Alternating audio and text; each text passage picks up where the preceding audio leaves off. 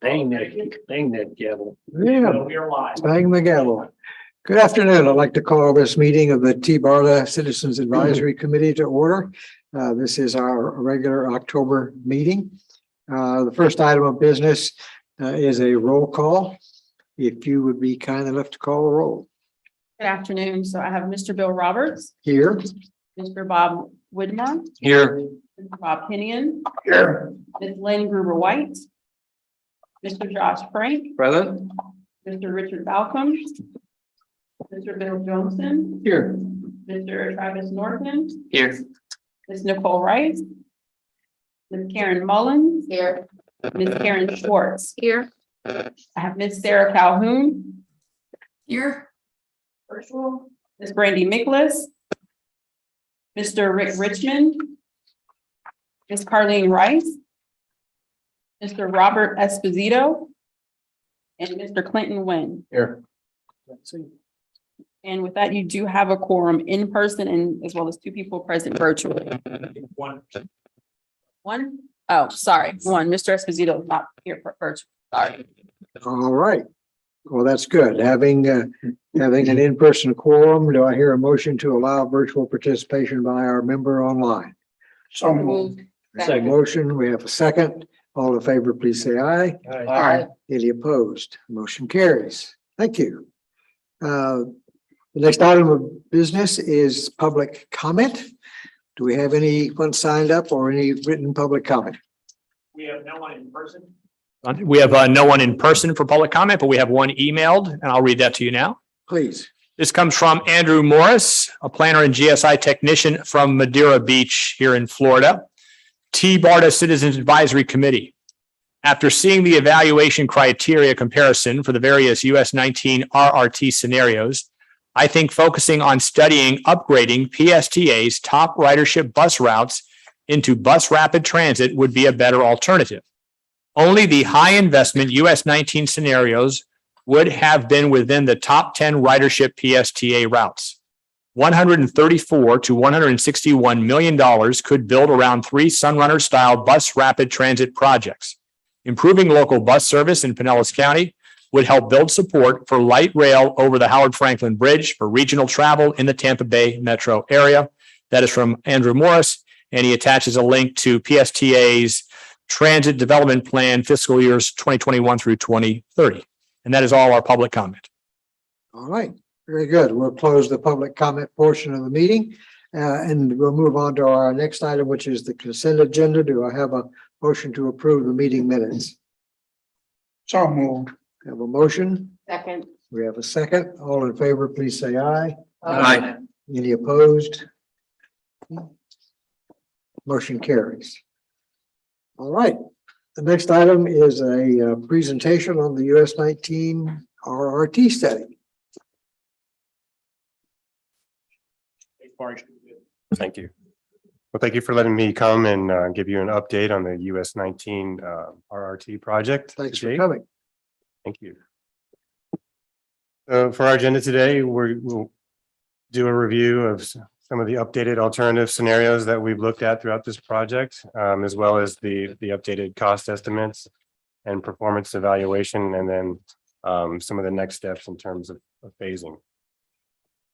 So this is where we are in the project. This is, phase 3. We're sort of at the end of the project and wrapping it up and trying to determine what is the best alternative to move forward with. And just as a recap, I know you've probably seen some of this before, but I'll just summarize briefly. These are some of the alternatives that we have looked at. There was a scenario A, which comprised a single route from State Road 52 down to Gateway. We did look at an alternative scenario B, where the same logical termini, but where it had overlapping routes, and that did not prove to be the most efficient. So those were eliminated from consideration. And then I think it's something that you've seen last time was sort of taking scenario A and truncating it at Moog Road, which is just south of State Road 54. To look at the viability of that. But we met with the executive team and presented them with various results. And Based on FTA competitiveness and some of the various evaluation criteria, it started to become apparent that may not, as it stands currently along the US 19 corridor, may not be as competitive for federal funds as a premium BRT project. So the recommendation was to look some express bus options as an initial phase of this corridor to put something into operation until the interest in the corridor matures over time, and then as a sort of this first phase. So it is a single route, and the northern terminus is State Road 52 with service all the way down to the gateway. This is a summary of the operating plan. There's two options. One is essentially an all-day service, 6 a.m. to 6 p.m. or 12 hours of service, requiring 6 vehicles to operate and 30-minute headways in this case, retaining the original 15 stations from before. The other option would be a peak-only service during the peak hours of 6 a.m. to 9 a.m. and then 4 p.m. to 7 p.m. With the same frequencies and stations location. And then down below, you can see there that the ridership results, on a daily basis, the all-day service would realize, or is estimated to realize, around 1,100 riders per day, or approximately 320,000 annually. Whereas the peak hour service would be in the neighborhood of around 700 daily, or 207,000. And just so we're clear on the assumptions, it is a pure express bus route. We did remove a lot of the premium features such as transit signal priority, queue jumps, and the red lane treatment, as well as a lot of the investment in the stations, trying to get those capital costs down to a more manageable level. I know there's a lot to digest on this slide, but I won't go through every single number, but I will make the comparison to what you have seen before. Interestingly enough, the express bus option compares quite favorably to scenario A in the low investment. In terms of ridership, you can see they're comparing 1,300 to 1,100 daily.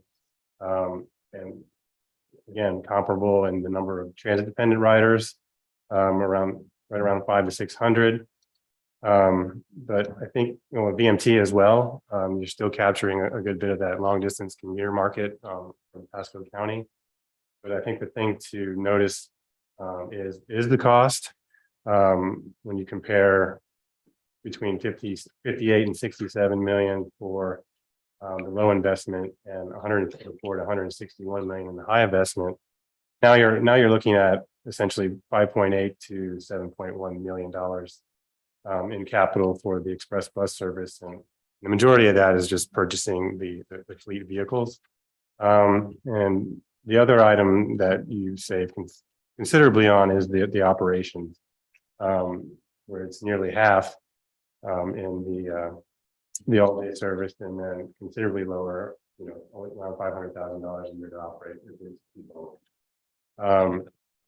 And when you take into consideration how cost effective it is, you can see there the express bus is between $3 and $4 per trip, whereas some of the more premium options are anywhere from $8 to $14. This is just a more of a detailed breakdown of the capital cost, sort of breaking it down by segment. Segments 2 and 3 there, those are the higher cost segments, mainly because there's a greater number of stations along those segments. And then you can see the cost of the vehicle there, $1.5 million. So this is essentially a summary of the phasing. Like I mentioned before, and I just covered these metrics, so I won't cover the numbers again, but it's more about the phasing of the project. Like I said, we recommend that we begin with an express bus style service. Because there's a lot of work going on in the US 19 corridor. So as the corridor matures over time and a lot of the land use initiatives start to take hold, the densities and improve and a little more TOD friendly, you can develop ridership over time by starting with this service. And then we would recommend sort of phasing into a phase 2, which is essentially the low investment. That's when you can start to introduce some of those premium features of BRT, like PSP and the queue jumps, and maybe some greater investment in the station areas to boost that ridership potential even more. And then the long-term vision for the corridor, once it matures over time, is to start to look for opportunities to implement some fixed guideway options along the corridor. So that would be the long-term vision for the US 19 corridor. And so the next steps in this process would be obviously presenting to the board and various MPOs in the region, and then start to coordinate the implementation of the express bus phase 1 of the project, identify local support and funding options. And then, in terms of, the longer range phases is in having them incorporated into the LRT fees and doing any, identifying the funding and doing the studies necessary to move those projects forward. With that, I'll take any questions. All right. Thank you very much. Questions from the committee? Yes, go ahead. Karen, Karen, excuse me. it's okay. Am I on? All right. When we're moving from BRT to express bus, the funding tends to go away from FTA. What are our standings there? Yeah, so it would not qualify for FTA new starts or small starts funding, but it would qualify for service development grant potentially. There are state transit funding options that are available, or other grant opportunities such as bill grants. So and then obviously there would need to be some local support. Okay, I have a follow up to that. We have not seen that. We're not seeing it. And I'm very, very confused at this time as to why we're like, okay, well, let's just peel back a little more. We have something that looks like BRT, but doesn't exactly behave like BRT, but we still need to sell this down the line. And I have a big issue with this because the funding is not there. I've been at this with PSTA. I was an employee here and I've been on the Fort Pinellas CAC for quite some time. There is no funding when it comes to that. We need to be on board and let the FTA know that we are truly, truly galvanized and backing a system that the FTA wants to see, and they do not want to see an express bus. All right, thank you. Good. Josh? I can see the light. Thank you. Thank you, Mr. Chair. A couple of things I wanted to mention. I appreciate the comment you made about TOD and land use, because I grew up in Pinellas County. I'm from Pinellas County. I lived in North Pinellas County, commuted on 19 almost my entire adult life. And it is a very car oriented, to say the least, corridor. And the peel back, as Karen mentioned, from BRT with premium service and premium amenities and stations and queue jumping and all of that, peeling that back to express bus, you mentioned a couple times the maturing of the corridor and the land use and the development that will follow. I see that as a really long time horizon, especially since there's not really a TOD plan in place. I don't think for 19, there may be one in the works. I know it's been talked about with Fort Pinellas for a long time. I think it's borderline irresponsible to institute transit in that environment. US 19 is one of the deadliest corridors in the country. and to peel back to an express bus, which is essentially not too different from the 275 LX, for example, which has stations, quote unquote, stations in the parking lot of a Lowe's, is really not a great environment for us to be dropping 1,000 people off a day. And without the accompanying land use, without the accompanying safety elements that come from a premium transit service. So I'm really, really gun shy about supporting anything on 19 without that, for that reason. I think you just further the problem. Having said that, I do recognize that 19 is an attractive corridor with premium service and future land use and the TOD strategies in place. I think that it makes a lot of sense for nodal style development at some of those major intersections.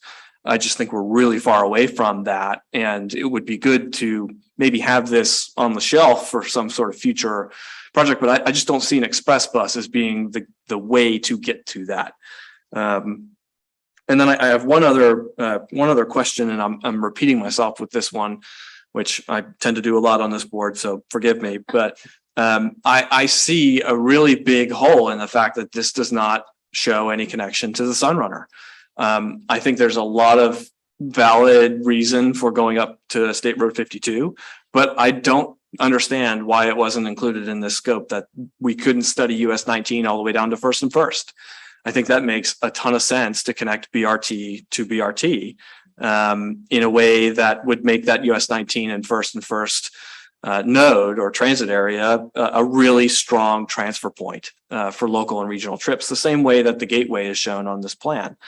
So I think I would, it seems like it's not really part of the study and not going to be, so I'm not going to make a recommendation, but I just see that as a major shortcoming as to how this project could not only, serve more people, increase more ridership, reduce that cost, that trip per person, but also as a BRT on 19, make a lot more sense in South County, South Pinellas, where the land use and the development patterns are still a little bit better than they are in the northern parts of US 19, where it's more suburban sprawl and bigger setbacks and big box stores.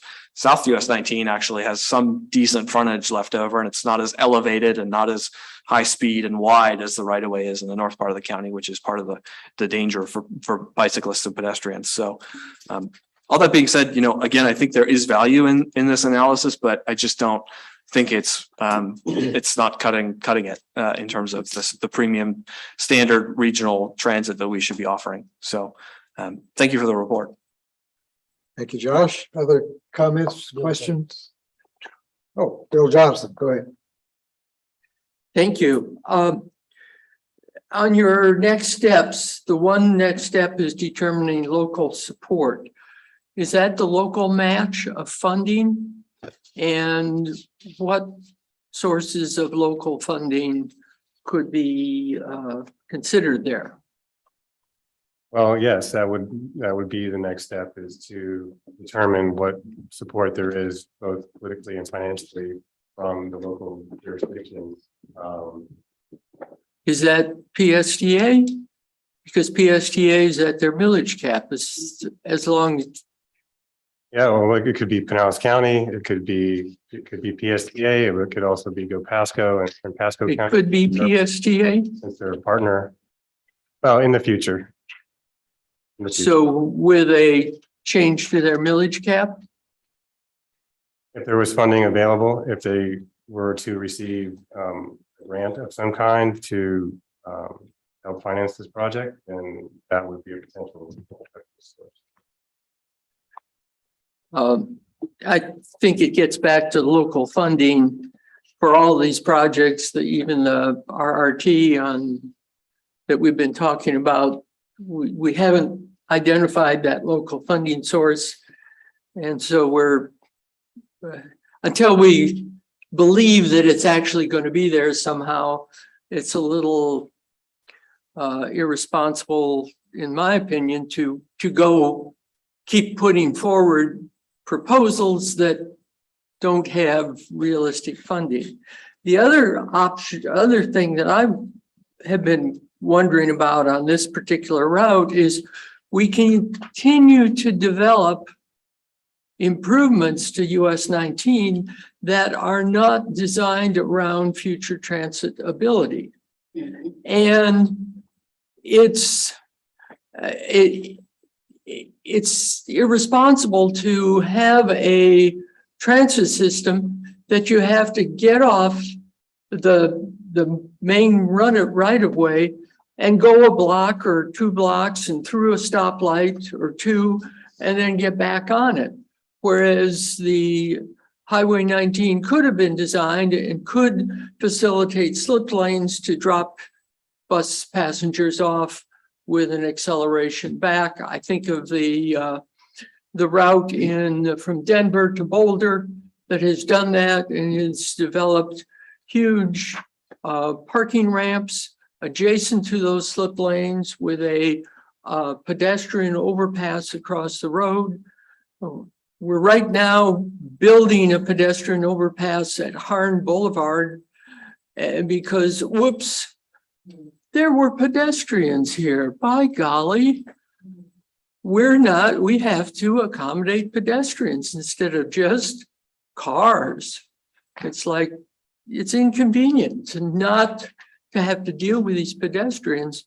It's inconvenient to deal with the citizens of the region who choose or are not able to afford a car. I'm sorry, I guess I'm a little Yeah, we're all a snarky. little. Okay, thank you, Bill. Other comments or questions, Bob? Thank you, Mr. Chairman. Along the TOD lines, the station at 52 or whatever you have up there, are you just planning on using existing parking at like the commercial areas? Yeah, that is our initial assumption, is to partnership with the available, surface parking that is available at various locations along the corridor. And what would are you going to build another station there or? Well, for this service, we would look to co-locate with existing stops and then make investments in those for the express style service. But as it matures, we can look for opportunities for more premium station locations when it becomes ripe for BRT. So there'll be signage or something to say is, here's where your express bus starts. Oh yeah, it would definitely be uniquely branded as an express service. Okay, thank you. Other questions from the committee? Anyone online have a question? I'm trying to get my hands around or my head around what it is that you're proposing. And I guess one of the key questions for me is, if you implement the express bus project, does that create any infrastructure that either is dedicated lanes or could migrate to dedicated lanes? Or is this simply a bus service that is designed to be more expeditious? Right. It would be an express service in mixed traffic and would not consist of a fixed guideway or treatments like that. Okay, so the capital cost projection that you're showing for express bus does not include any significant infrastructure roadway improvements to accommodate that bus. Okay. All right, Josh, go ahead. Just really quickly, in part of this process, were there, I don't think it was in the scope, but I figured I'd ask anyway, was there a sort of comparable quick look at similar north-south corridors and how they would fare in a FTA competitive process, like, for example, Alt 19 or in the other direction, 49th Street, McMullen Booth? Those are a little bit more transit, not transit ready per se, but more transit ready than US 19. Just wondering if that was part of the analysis. No, the US 19 was the focus. Feasibility. Got it. Okay. I do, Bill. Yes, Jared. I just want to make mention with the express buses and the way that the transit companies, public transit companies get their funding is to how many bus stops they service. So I can see this going out as an express bus. And then sometime a board comes in, either PSTA or HART or Pasco comes in and says, we can't, it's not viable. We need to start making every bus stop. And this is something that is a big pressure on transit. That's one of the reasons why we don't have an express bus on US 19 as we speak. Okay, good point. Any other comments? I don't think we're being asked, Chris, to take any action on this presentation, but I appreciate you coming. I think you've gotten a sense of the committee's approach to it, and we thank you very much. Okay. Well, Mr. Chairman. Yes, Mr. Johnson. So this was an initiative of TBARTA. And where does this recommendation go next? Does it go back to the board or? It will eventually go to the board. There'll be another, I believe we have another session set for the board meeting, correct? So yes, there'll be another presentation to the board. I don't know if that's an action item or not at that point, but it was initiated, as I recall, because of reluctance from Hillsborough County to go along with RRT. And so commissioners from Pasco and Pinellas said, well, why can't we investigate BRT connecting our two counties? And US 19 is the most logical route. So that was the genesis for the beginning of the study. As Eric pointed out, as we studied it and looked at ridership, especially as there was a desire to go more to the north into Pasco County, the ridership was not robust enough to support federal funding, which is why you saw the alternative that Eric presented here today as a consideration. Okay. Anything else, Mr. Johnson? No, thank you. Okay. All right, there being no further discussion on that item, we will move to the next item on our agenda, which is old business. And that is a resolution that was introduced at our last meeting and is up for reconsideration. Is there any discussion or any comments that any committee members would like to make? Let me just, Bob, just a moment. Let me just say that I have reintroduced this resolution at this meeting as a way for this committee to prompt our TBARTA board into thinking about how they can conceive of a project. I made a couple of minor changes to it, which I've highlighted in yellow, and I included the possibility of a route on the Veterans Expressway, which was a result of a conversation I had with a TBARTA board member from Pasco County. And then I added some phraseology on the second page, given the large geographic areas and significant water crossing challenges, just to be sure everybody was aware that's what we're talking about. And then a couple of other minor changes in the wherefore section. Most significantly, I added in number 2 description which includes would include dedicated right of way. Because I think that's the crux of a system that at least is envisioned by this resolution. Bob Whitmer, go ahead. Thank you, Mr. Chair.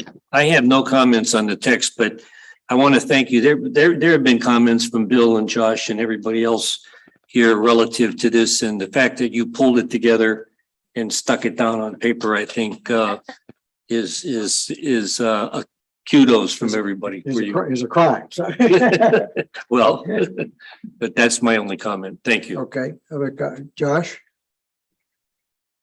Can't see the light on this thing. Okay, so I've got, I think, again, I echo what Bob said. I think this is important. I have two comments, quick comments. One is, I think, as Bill was mentioning just a minute ago about the sort of origins of the US 19 study, I think part of the, I don't want to say failure because that's too harsh, but part of the challenge with projects like that and studies like that is that it's sort of trying to fit a square peg into a round hole. you're presupposing or predetermining the corridor before looking at the larger environment and the context at which it might be successful. So that's why I asked the question about sort of similar north-south routes, because in a true study that was about ridership and the benefits of transit, you would be looking agnostic of the route and not predetermining the outcome by sticking with just US 19, which I think is a flaw in the way that this study was pursued. I think the way that you've written this is open enough to be to avoid that pitfall. But I would encourage everyone here to think about what we are asking in that environment, because we do transit for a lot of reasons. Ridership is one of them. Development is another. Safety and affordability is another. Tourism is an element of it. Evacuations is an element of it. So I think having sort of, aside from the Howard Franklin Bridge, which is an obvious connection between land masses over water, I think being agnostic of where and how and to what degree fixed transit should run is good. So I commend you on that. You were successfully vague. I think the second part of that train of thought is in the mode. I think the same way presupposing a corridor limits the successfulness of the route, I think you could say the same thing about the style of train and the distance of stations. So, I know in this one sentence at the end of the first page at the paragraph that starts with a crossroads, the last section, talks about the bridge physically supporting light rail system and not commuter rail. Actually, the difference between commuter rail and light rail is in the distance between stations. What you mean is the difference between a light rail vehicle and a heavy rail vehicle. Yes. Right. So I want to be sure that we are not being too specific about the mode, because light rail, for example, is not that different than commuter rail aside from the distance. It's not that much different from a modern streetcar vehicle, for example, but for the distance and the type of development that's going to follow with it. The gauge of the track, all the other sort of nuts and bolts go into it for sure. But I think by being specific with the words light rail, it maybe does go into a little bit of that handcuffing type of environment. And I would suggest that we stick with something perhaps closer to fixed transit, which is, agnostic of the distance between stations, the type of vehicle, and the connectivity between it and other routes. So that's where I think, again, not to just to wrap up because I don't want to go on. I think that may include perhaps dedicated lane BRT, but that also includes commuter rail with greater distances between stations and covers everything in that spectrum and in between. So that's really my only comment, is I see that as being sort of a limiting factor in making this as successful as it possibly can be. So thank you. Thank you, Josh. Other comments? Bill, just let me comment on what Josh said, and I'll recognize you. I would be fine with that type of a substitution in the wording and the language, but I did want to point out, as you correctly did, that the technology for light rail is significantly different from commuter rail. Yep. And the design of the Howard Franklin Bridge is not designed to accommodate heavy commuter rail type vehicles. So I was trying to allude to something other than a heavy commuter rail vehicle. Right. But I think that, in Denver, for example, light rail vehicles stop at commuter rail distances. Right. And so that is a distinction I think we want to sort of just clarify in this. So that's fair enough. I'm fine with that. Yeah. Mr. Johnson, you're recognized. I'm just responding to that. And my experience, Denver, the light rail stops are much more frequent than commuter rail. In parts, yes. It's my understanding that commuter rail is also heavier cars, but part of the problem with a bridge like the Howard Franklin is that commuter rail cannot go up over the grade change and then down. The pulling power and isn't designed for that. But getting back to just in general, I had a couple of words that I would suggest be added to this that I had asked staff to distribute in advance. Okay. But I can just highlight them because there are not very many. In that paragraph on the first page that starts with a crossroads, about in the middle of that, feasibility of a light rail system connecting Tampa, I would suggest inserting the word West Shore before Gateway Carillon. Because the West Shore and the Gateway Carillon area are huge business districts. Then a couple lines down in the highlighted, although a route utilizing the Veterans Expressway should be considered, I would suggest inserting the word also between the word should and be, just to, and then on the next page, in the third whereas, present limitations placed by the Florida legislature restricting, I think we should add the word funding after restricting, because we can do anything, we just can't pay for it. I mean, we have eminent domain power and all of that. And then, Mr. Chairman, down in the therefores, the third therefore, the second line, with other organizations to become an owner of a regional transit network. I wasn't sure what you had in mind by the term owner. Did you mean operator or versus funder, or I'm just was wondering. Well, I thank you, Bill, for that question. I think Josh is correct. I have been successful in being vague. I'm not wedded to that word, first of all, but I put it in recognizing that TBARTA has a limitation on what it can do. But I would like to convey to the TBARTA board, if this resolution is adopted, that the TBARTA take ownership of a regional system, whatever that looks like. And that may be the owner of the vehicles, it may be the leaser or the lessor of the vehicles. But again, I'm not wedded to that word. I just felt like it conveyed some power to the resolution. It may in fact be a red flag that we don't want to raise, and I recognize that. So if you have a recommendation for a substitute, I'm happy to entertain it. Well, Mr. Chair, to become the initiator of a regional transit network.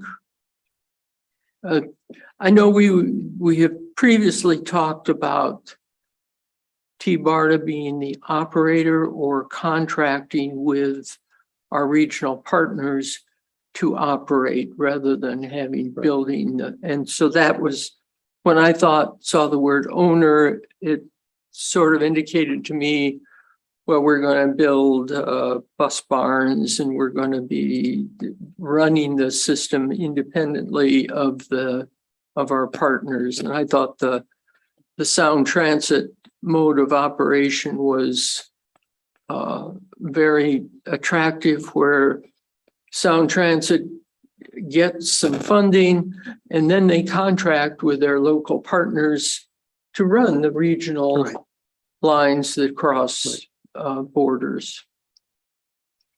And Mr. Johnson, I would suggest the possibility of substituting the word facilitator for the word owner as a way to convey the message we want to get it going. We want to get it going. You know, my intent in proposing this resolution for this committee is to say, we want to tell our board, this is what you need to be focused on. You need to start taking action on it, and you need to use whatever means are available. I like the word facilitator, Mr. Chairman. Okay. Yeah. Yes. I was just thinking, I'm trying to remember what the statute that gave power to TBARTA said we were allowed to do, and I wonder if you should review that and possibly look at the wording there to make sure that this is in congruence with that. Well, I'm certainly no expert on that statute, Bob. I have read it recently, and TBARTA has the ability to issue bonds, I believe. It has the ability to contract for services. It has the ability to accept grants.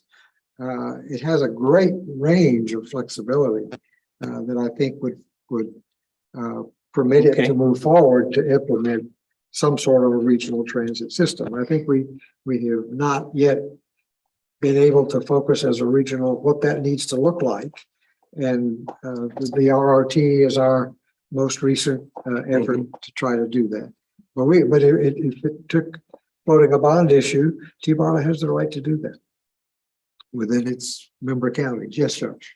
Yeah, I think there's one other piece that's worth mentioning in this. It's an adjective. So it'll just be additive to the now therefore section, which is, I think, we need to be putting this forward as a premium offering, not just doing it just to do it. I think it's fine and well to ask that TBARTA it leads the charge on this and it facilitates is a fine descriptor of that. But I do think that what's missing is that this should be considered some of the best practices and gold standard of transit. I know that clarifying it as fixed in its own guideway and own right of way is one way of saying that. But I think in terms of prioritizing, for example, walkability and safety over cost of construction is one consideration where we might say that this needs to be the best that the region can possibly offer in that regard. And I would say everything from that I mentioned with the BRT on US 19 study, everything from development to safety to connectivity should be prioritized. And again, not just putting it on the roads that maybe from a traffic engineer's perspective do the least amount of damage. So I think adding something to that effect would really round this out. Let me ask if you have and I like the word premium. I think that conveys much of what you just described. Do you have a spot within the document? Whole thing. Well, I think the first bullet of the therefore, we strongly encourage the TBARTA board to authorize an updating of the 2018 RTFP feasibility study of a premium fixed transit system serving TBARTA's member counties. I would, if there's a place to put in best practices in there too, I think that makes sense. But premium, I think, describes it well enough. Okay. Yeah, I would be fine if we substituted in that spot premium fixed transit system for the word light rail. And the same would be true down in number 3. So, any objection from any members of the committee to making that wording change? So we have some good suggestions from Bill Johnson. We have a couple of suggestions from Josh Frank. I brought this forward in hopes that someone would make a motion to adopt it and move it on to the TBARTA board. And if there's no other comments or amendments or recommendations, I'm open to a motion. Motion, I move to bring it forward to the board. Bob Henyon make the motion. Second. And Karen seconds it. Third. And Bob Whitmer is right in. Any other suggestions? Chris, do you think you have captured the changes that we've accepted all of Bill Johnson's suggestions? And I'll defer to Jennifer on that. I believe so. Just to be clear, we're accepting all of Mr. Johnson's recommendations. Yes. And we're substituting in the actual resolution itself, where the words light rail appear, we're going to substitute premium fixed transit. In all places where light rail appears. Well, I've only found 2, but I think that's the case. Premium training service. Premium fixed transit. Light rail everywhere except for the description of what the Howard Franklin Bridge can support. Correct. That's what it's Right, designed right. for. Right. And the substitution of the word facilitator for the word owner in number 3 of the therefores. Correct. No, I think everyone agreed to substitute in number 3, the word facilitator as opposed to owner. Sorry, last but not least, Yes. you did agree that on my edit for the commuter rail, I think you were meaning to say heavy rail. Is that correct? When describing what the Howard Franklin Bridge. Oh, okay. I didn't catch that, but I'm perfectly fine with making that. You want to read that back so that she can record it correctly? Yeah, sure. So the last sentence of the across roads paragraph. In addition, the new Howard Franklin Bridge design will physically support a light rail system, but not heavy rail.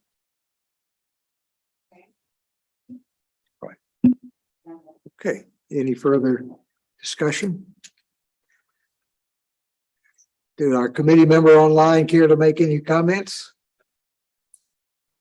No, I'm in agreement with everything that's been said. Okay, very good. Hearing no further discussion, all in favor of adopting this resolution and passing it on to the TBARTA board, please say aye. Aye. Aye. Any opposed?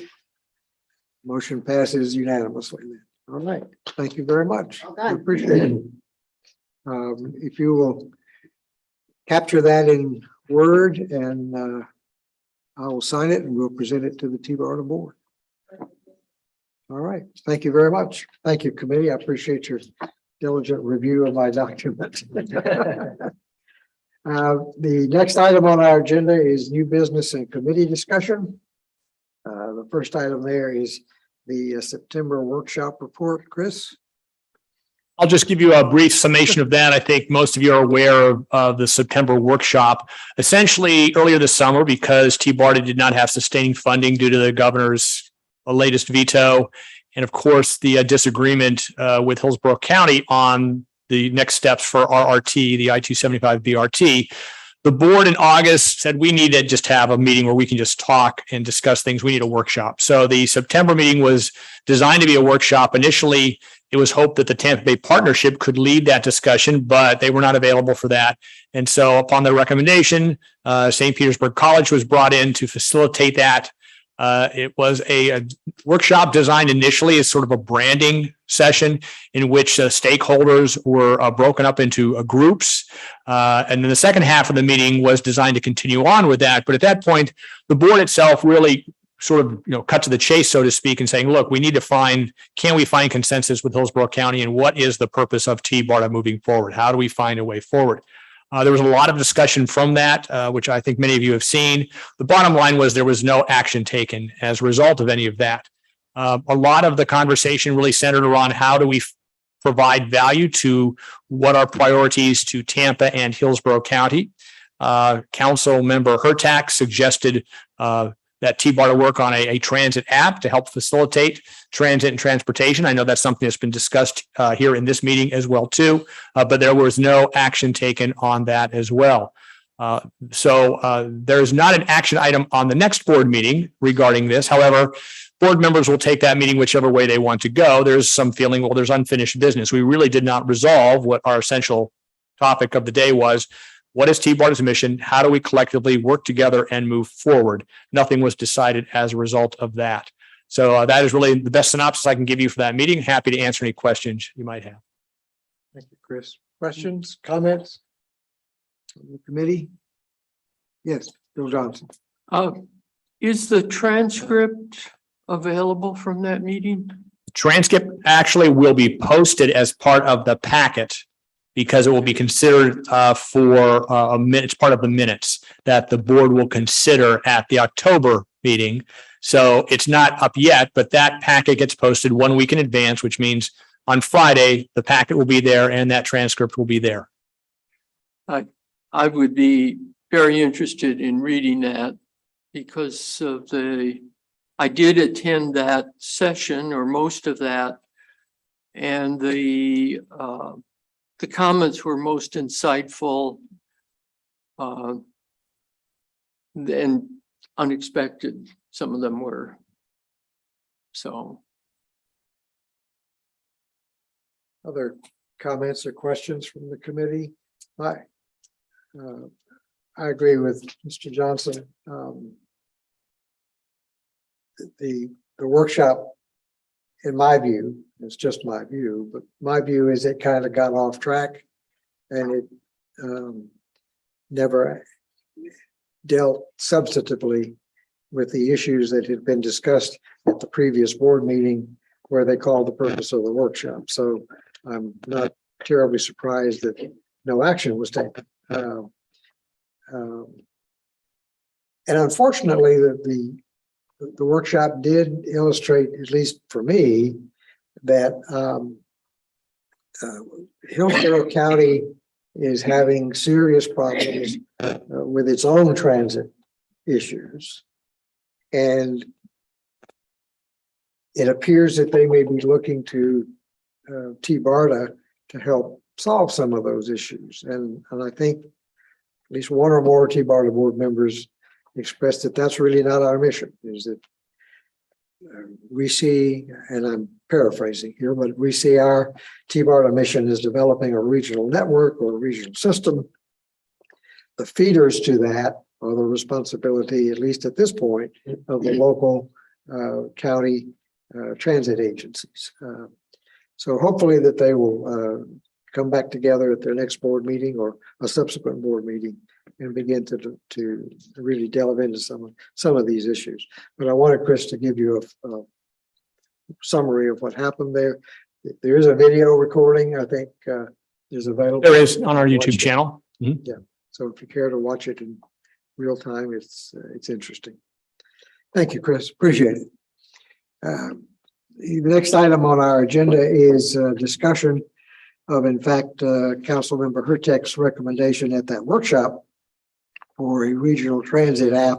And she pointed out in that workshop, as has been pointed out here by our fellow committee member, Brandy Nicholas, that the city of Tampa is pretty far along in developing an app, and that they would be that they would more than welcome someone to pick that up and try to find a way to develop that into a more robust regional application serving a number of different transit services. So I wanted to bring it to the committee. I know this is something that Mr. Whitmore is interested in, and I wanted to have a discussion within the committee about whether or not we want to take any position or at least have a discussion about it. Bob, you want to comment? Oh, most definitely. In the past 2 weeks, I've gone over most of the meetings from 2014 till today. In 2016, we discussed and voted on a thing called One Bus Away. And guess what that was? It was a regional app, and it went nowhere. So if you think I'm in favor of it today, yes, and I'm wondering whatever happened to it. You know, you're in good hands with Allstate. Oops, sorry, we dropped that. Enough said. Okay. And I don't know the answer to that question. Josh, do you have a comment? Yeah, I think I was pretty blunt with the last group, I think, that came and talked about the mobility as a service app from the city. I think what I said then is still my stance today, or my feelings, is that there is a over proliferation of apps for transit, not just here, but generally. And I have a hard time distinguishing what the city is trying to do with their mobility as a service app from what Hart has put together with Flamingo, which we've seen presentations on Flamingo, and I happen to think is a pretty damn good regional app. It works well. It's up and running. It gives the flexibility of having a card and topping up payments. It covers, I think, both Hart and last I heard, they were talking about adding links in Orlando and a few other regional elements to it. So it seems like we already have one. And so I don't know if what the city is doing is necessarily going to support that or just be more competitions in a different app. I think it's kind of like streaming services, right? We got away from cable packages because nobody wanted to pay for all the channels that they weren't watching. And so now we have 15 different streaming services that we pay for, and now they're getting bundled back together again. So it seems like transit apps are sort of following that same process where we'll have 15 of them and I have to download them each to figure out which route I'm on. And if I'm changing routes, I have to have 2 different apps, or they'll just bundle them together and we'll end up with one at the end. So I'm not really in favor of more apps. I'm in favor of picking one and sticking with it and making that one the regional app. But it seems like Flamingo is the furthest along. So that's my assertion. That's it. Good. Thank you, Josh. Other comments? Anyone else on the committee? And I think, Josh, that really reflects not just my feeling, but I think that of many members of this committee is that we need to pick one.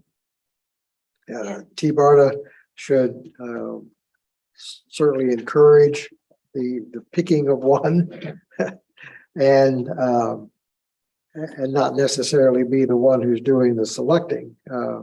Would it be helpful for this committee for us to take a look at the different apps and have staff give us just not an in-depth, but at least a summary of the 2 or 3 that seem to be up and running or about to be up and running? We have the City of Tampa, we have the Flamingo app. There may be others that I'm not mentioning. One Bus Away still runs. One Bus Away is still out there. I'm open. I wanted to give the committee an opportunity to consider it. Yeah, I think we should make some kind of a resolution that says, TBARTA staff, here's your job. There's a bunch of them out there. Review them, tell us what they are. Do you have one that works now? Or which one would amalgamate to be the best one? Something like that. I don't have the words, but I think we do need a resolution from this group.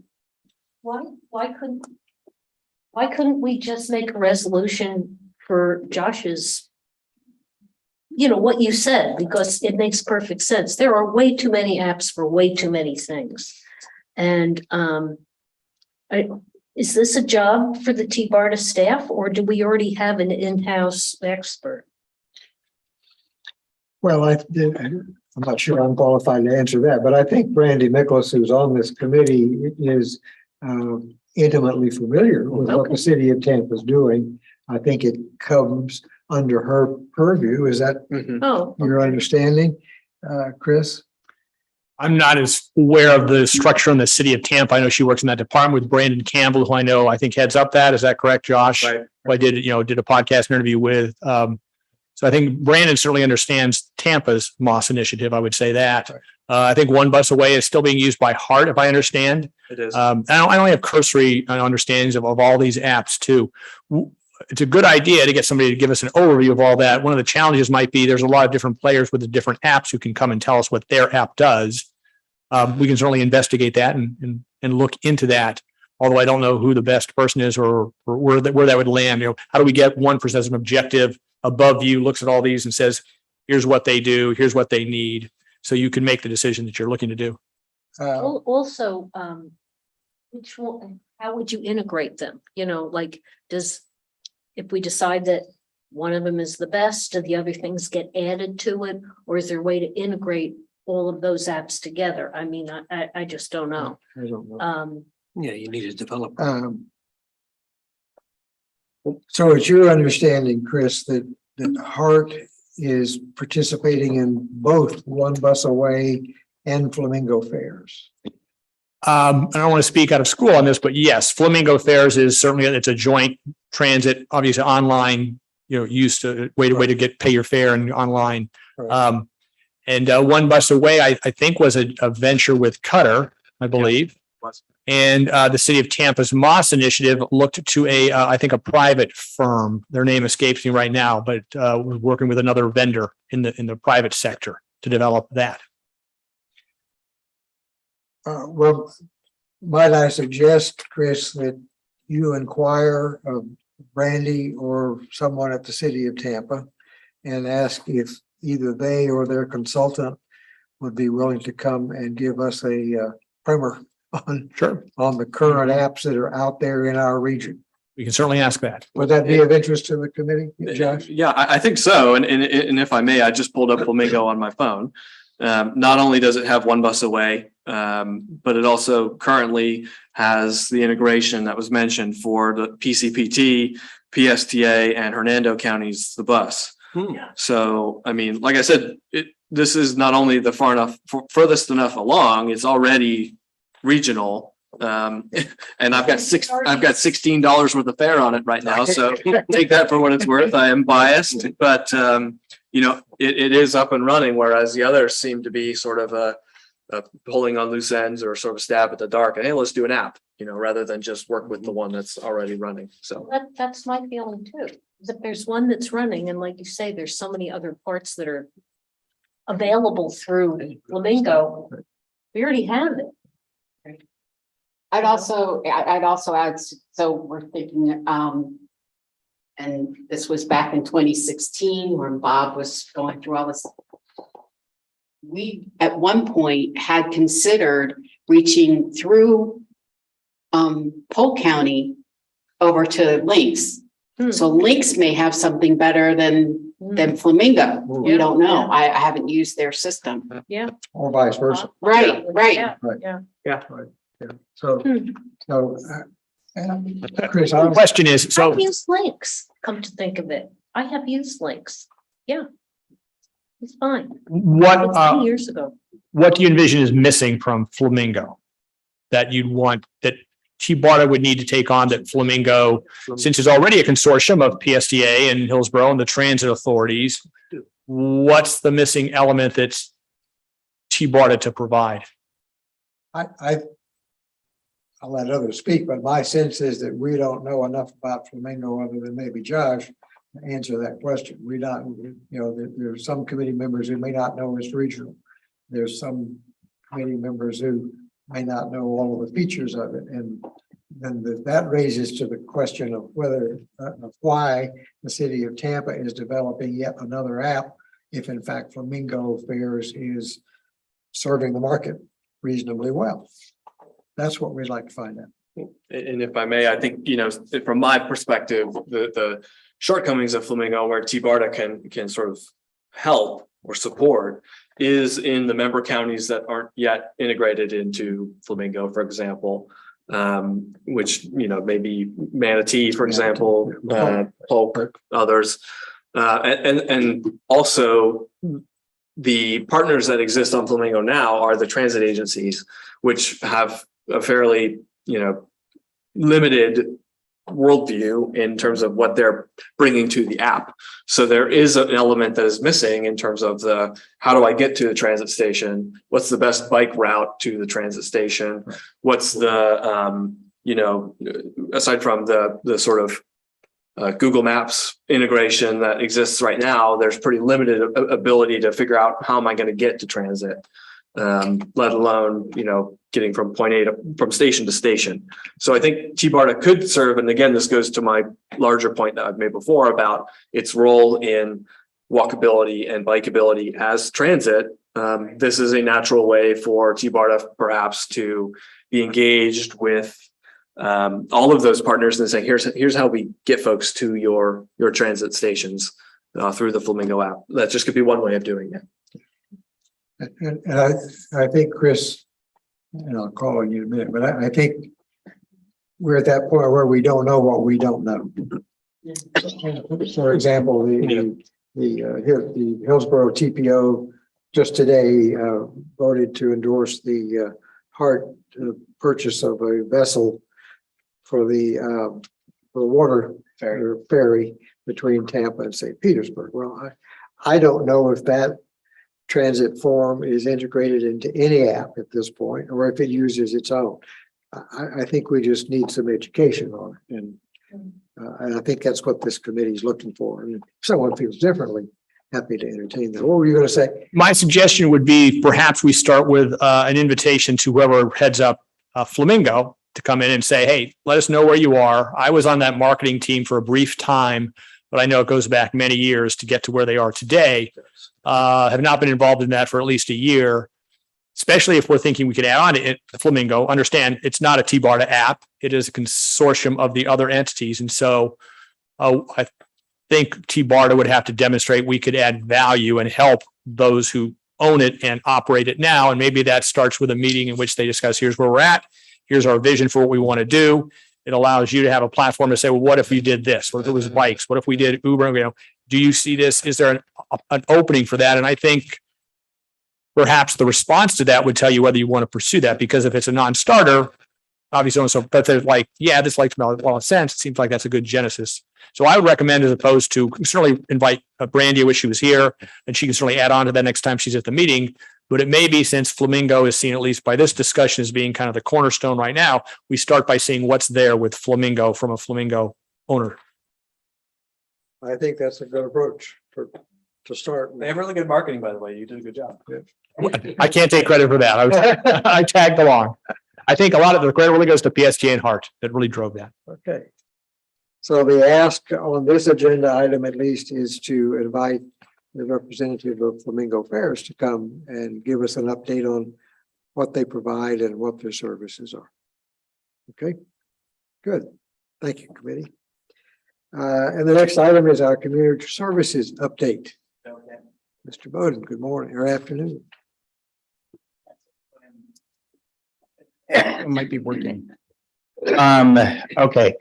So I'm going to complicate this a little bit more because there is the Commute Tampa Bay app. Of course. But also I wanted to make a little distinction. The city of Tampa, if you think of the approach that they're taking to the app, it's more of a Swiss Army knife approach, so that not only can you find transit information on that Move It app, but you can also find micromobility. You can find the bike share, the scooters, and all of that can be paid on that single app. I agree that the Flamingo Fairs app is great. It works really well, but it's really designed for transit.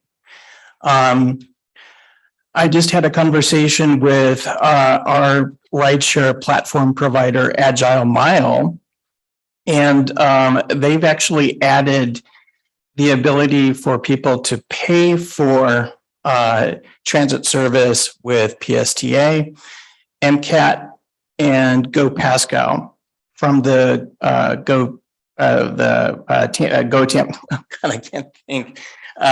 the Commute Tampa Bay app, and soon Hart will be added to that too.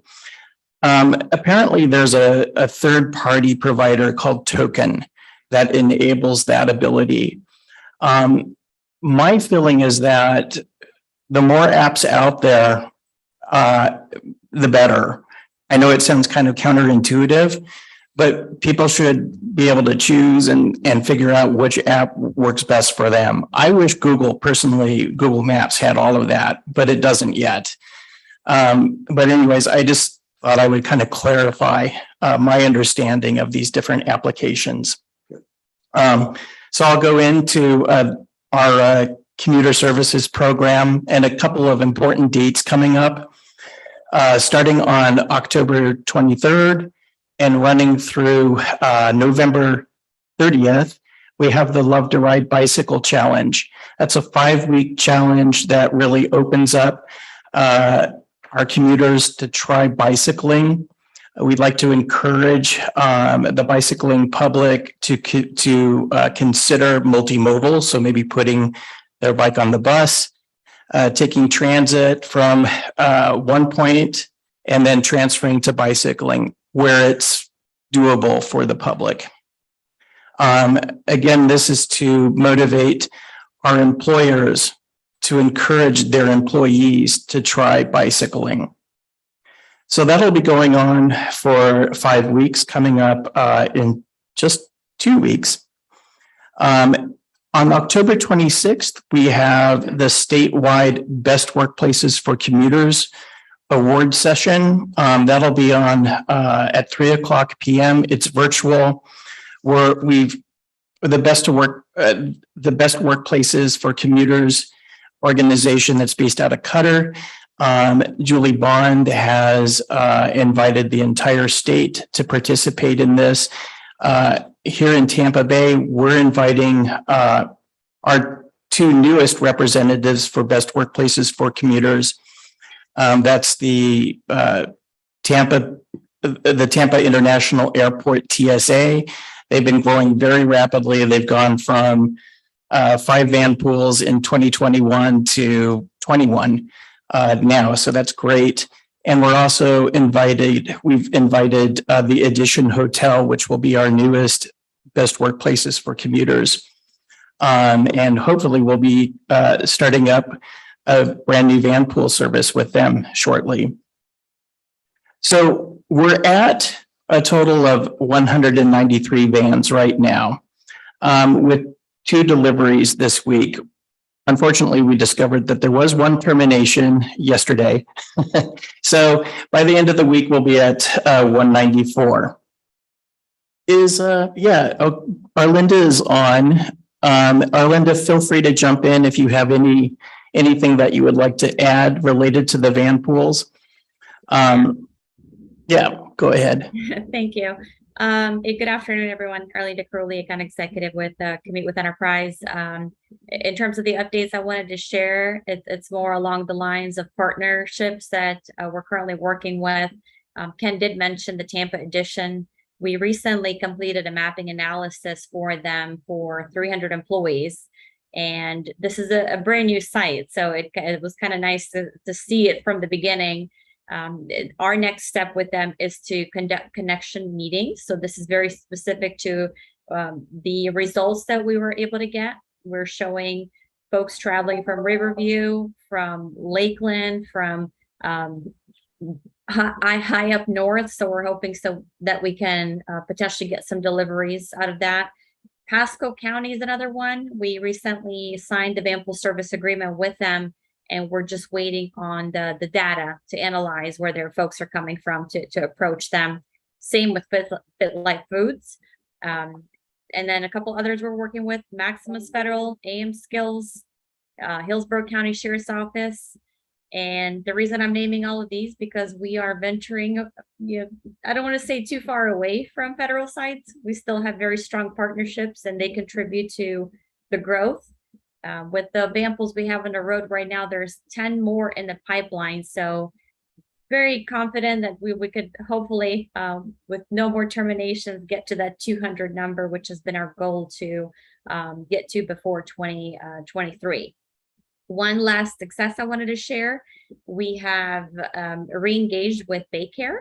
This has been a big one for us that we have talked to for a couple of years now. When COVID put a pause to that, they have actually assigned one of their executive leaders to take this on as their project. So we're just currently reviewing that van pool service agreement and going through the legal stuff first before we start implementing.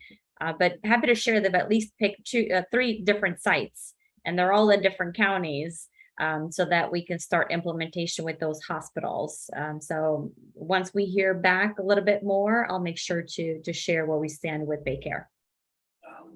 Thank you. I thought I would just add to that, looking at both the van pool program and all of the folks that are registered in the Commute Tampa Bay website for carpooling for transit. We've saved the region over 9,725,000 vehicle miles. By the time we get to the end of this month, since we ask everybody to report in arrears, for our fiscal year 2022, we should be ending at over 10 million vehicle miles reduced, which is, I think, a pretty significant accomplishment for our organization. Right now, we have 5,500 folks registered in the system, and we hope to grow that significantly over the next year. And that's it. I'm happy to take your questions. Thank you, Ken. Thank you, Arlinda. Great report. Questions from the committee? Comments? Other than great job? we're ready for 200 van pools. So are we. I'm sure you are.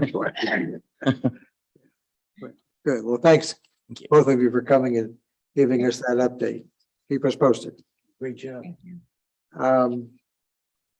The next item on our agenda is the communications update. Thank you. Thank you. I'll just add a couple items. What's in the report there? Had a couple of good podcasts I'd want to call your attention to. Commissioner Overman spoke on the Cross Bay Ferry, which I believe may start operation this week. It was delayed a little bit because of the hurricane. They couldn't bring the vessel down here, so they had to wait. But I believe it's en route and should be here. If it's not here now, it'll be here shortly. But she gave a really good overview, not only of what the coming season will be, but obviously the bigger plans, especially as they want to grow transit and the connectivity between South County and MacDill Air Force Base. And Brad Miller, the CEO of PSTA, talked about Sunrunner, which of course is going to launch next week. The ribbon cutting, if you will, the ceremonial event is going to be on Thursday. And then service itself, I think, starts bright and early, 6 a.m. on Friday morning, a week from this Friday. And that's a big event that TBARTA is celebrating too. It's the first bus rapid transit in this area. And I'm sure you can all appreciate it. Seems every time we turn around, there's a transit or a transportation challenge. But we have a real success, thanks to PSTA and all the work that went behind that, to have this area's first bus rapid transit project.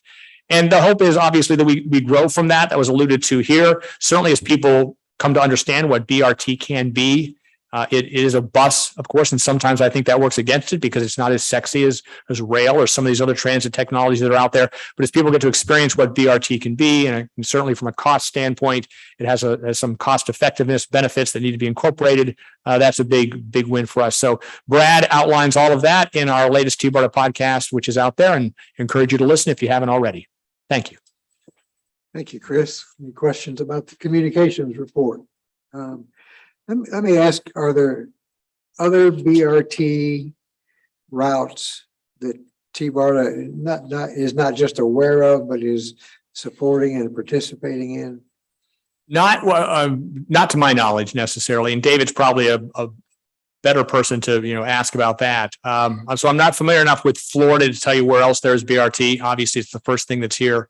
And it's more of a phenomenon worldwide, but we do know they developed BRT in Pittsburgh, Cleveland, and a lot of other areas around the country as well too.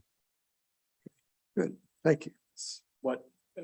It's what Metro Rapid was supposed to be on Nebraska, but did not receive signal prioritization. Right. So, or dedicated lane. Well, and I asked that because Hart is proposing a BRT system serving generally the area north of downtown, and I don't know all the details of that. Maybe Josh has some updated information, but I don't know if that's something that TBARTA is involved in or just aware of. Well, I'll just add, we've not heard a lot about that lately, but it's arterial BRT. So it is to complement and supplement, heart service.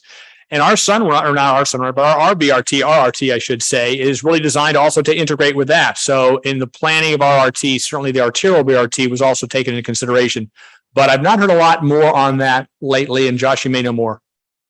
Yeah, you're speaking on the one on Florida Avenue. Yes. Yeah, the one on Florida Ave received a federal grant, a RAISE grant, because it was combined with stormwater infrastructure. So they're going to be digging up a lot of sewer mains and stormwater outflows and all that stuff, and then putting the lanes back in the way that gives a lane to Hart. That was the original plan. I think the last I heard is that FDOT is perhaps not as interested in giving up the lane as they thought they once were. And so that, in combination with Hart not being sure they have the funds to operate it at a BRT level standard, the transit part of that RAISE grant may fall away, which I think is upsetting and not great. That's just what I've heard is the latest of that project. Okay. So it may end up not being BRT after all. Okay, good. All right, any other new business to come before the committee or any requests for things to report from the committee to the TBARTA board? Josh. Yeah, I have one similar to the request to get Flamingo folks here to ask them more or less how we can best help them or find out what we could possibly do or what they're already doing. We talked last time about, I brought it up, the bike and ped infrastructure and the being a leader in regional trail networks and green infrastructure, the greenways, I should say.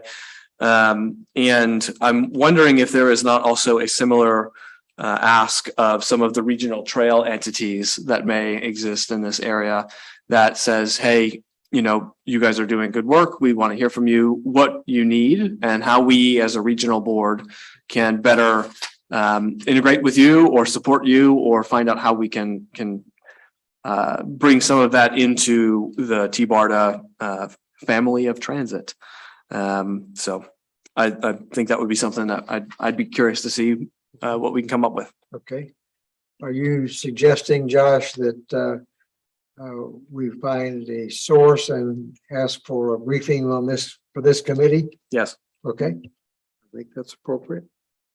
Anything else? Anyone else? Our committee member online have anything they want to ask? Excuse me. She's left. She's left. Okay. Bob Whitmer. Can I make some comments Please. as opposed to? Please do. As I mentioned earlier, I went back, I joined in February of 2014. And very soon after, the board held a meeting. And at that meeting, they passed out a scorecard. And if you remember, it had improving, standard, or not improving. I haven't seen that scorecard since maybe 2017. And they also had regional priorities. Bob Clifford was the ED at that time. And he had a list of things that were local, but with regional impacts. And TBARTA's role in that was to champion with the local organization for the success of these local things, because eventually it was going to help the regional. And I thought that was a great thing. And of course, then he moved on and we had a bunch of other people there. But that's where in 2016, we discussed one bus away. And in October of that year, we had a presentation from FDOT for their $44 million bicycle grant. And we had a discussion about trails and everything, but that didn't go anywhere. So where did the scorecard go? Where did all these regional priorities go? Where did the activities chart that we used to go? This is all pre-RRT. And it seems like when the RRT came in like this big black cloud, all the other stuff that we had been doing suddenly got pushed on a back burner or just forgot about. So what I would like to ask staff is, did all these things die a natural death? Or should they be brought back again? Because if nothing else, they are a good marketing tool to tell other people. There was an accomplishment list in this that was incredible. They won an award in February of where was it? Never mind. Oh, in 16 too. They won a transportation and mobility award. I know you got to go. So in 2018 was a watershed year. You had the transit forum with 348 people, stakeholders in Tampa, telling you what we needed. And then in August, they had the leadership workshop number 2, another big pile of stuff that all went into the regional transit feasibility plan, which I still have notes for, that shows all the different things that should be connected. And it's like, we went all of a sudden like this, and where did it all go? Chris? All of that predates existing staff, even predates David Green. But I will tell you that in the RTDP, there's an extensive section devoted to local transit and transportation priorities and needs, in which each of the transit agencies, we have outlined what those are. And as you know, with the RTDP, there was 3 levels of funding. There was the no funding approach, there was the medium funding, and there was the high level funding. And of course, the no funding RTDP was adopted. I would suspect, and I don't know because I've not seen this scorecard from 2016. But I would suggest if you haven't seen it already, go back to the RTDP that was adopted, which outlines here's all the needs in TBARTA, and we support these. Then there's regional connections here. There's a regional transit vision map. My guess is there's probably a lot of overlap, if not a lot of the same types of things. And where those went were because the RTDP wasn't funded. It all comes down to funding. That's why those couldn't be advanced. I would tell you that in every packet, the board gets the local transit needs, which we continually update with our local transit partners. What are the priorities? Of course, we supported MCAT with its Route 99 extension a couple of years back and helped them secure a state grant. But of course, we don't have the money ourselves to support those types of things. So I don't know if that directly directs what you're referring to, but I do know when it comes to supporting the local needs of our transit agencies and counties, the RTDP does address that. The challenge always is how to get those things done, how to get the money to do them. Well, it sounds like this group needs an RTFP, no, regional, whatever, every time, an update, or at least. And there's an update. We just did our annual update actually, which is just posted. The board was going to get a presentation on that at, I think not the September meeting, but in August. Brian Passero was here with that. And it was updated by our consultant, which Tyndale Oliver, which has since moved on. Benesh, I think, is now their name. They headed up the RTDP, which I think was adopted 2020 or 2021. And there is an annual update to all of that. So I can't speak directly to that report itself, but that is annually updated as well. Thank you. Thank you, Bob. Anything else to come before the committee? Well, thank you for joining us today, helping us get a quorum. We had a good meeting, and we will meet again November the 9th here at PSTA. With that, the meeting is adjourned.